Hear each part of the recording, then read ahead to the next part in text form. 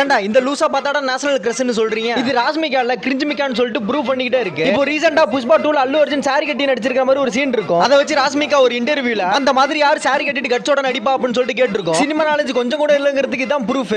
Imagine who has the guts and the power to and the alphaness to wear a sari, dance in a sari, do an action in a sari. அவன் Tamil actor Vikram தெரியுமா?